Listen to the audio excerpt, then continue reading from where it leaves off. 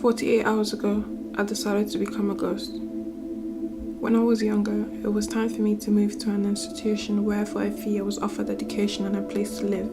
I was 9 at the time. There was about 32 students total, and I was the youngest. I didn't feel intimidated though, because in there every name was known, everyone mattered. You couldn't hide even if you wanted to. Every morning we would be woken up by a loud bell. We had less than 5 minutes to get outside and run in the chill morning. You couldn't stop, of course. And then we had chores. Mine was to sweep all the leaves in the compound. I'm pretty sure the broom was heavier than I was. In that 1 year, I learnt more about creativity than in any of the years of my life. When I was sad, I filled a bucket of water, took off my clothes, and sat in the cold, cold water. I cried tears into the bucket. This bucket was in the middle of a big room where all our bunks lived, where we lived. The head girl ordered that they do not bother me and let me sit in peace. When it rained, I and my friend Kurt would make paper boats. Kurt was in my brother's class, and he was often made fun of for hanging out with the kids, like me. But Kurt was a misfit. He did not what was expected, but what he wanted. We take our boats out to the running water and float our boats. Nothing was much more satisfying than the cold rush of water on my face and my hair rushing through me. I mean, what was an umbrella? I did not know.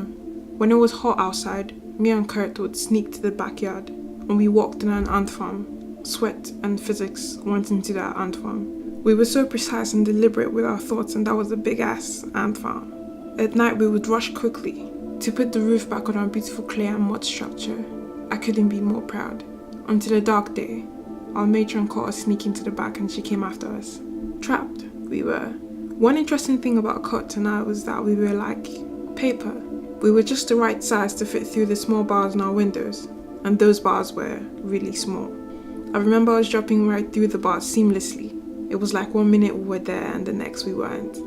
I bet the matron's brain must have had to reboot for a second. She destroyed our ant farm. I cried. In that little world of ours, I tried anything and everything. There was no judgment. I was a runner, I was a painter, I was a writer, I was a singer.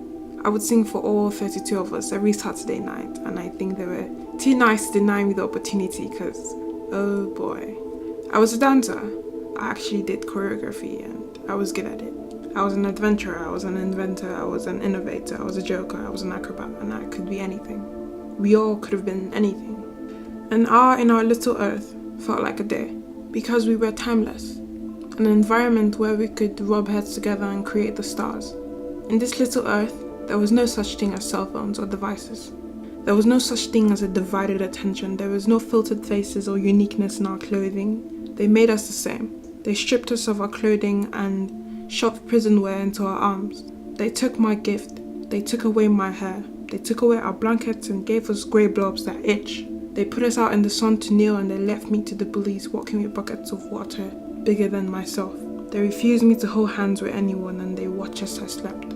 They took everything away from us. The only way to stand out in this society is who you are.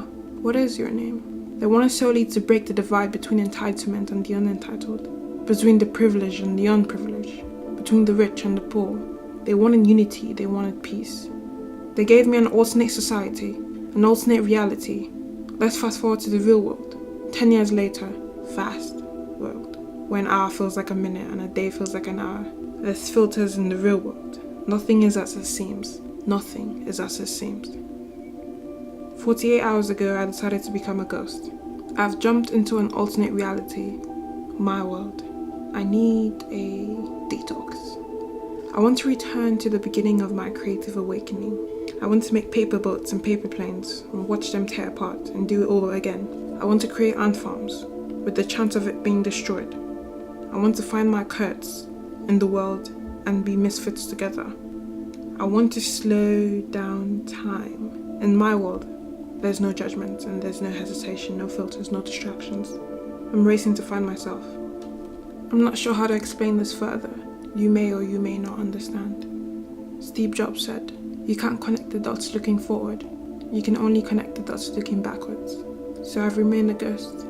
For now, maybe forever. But we'll see.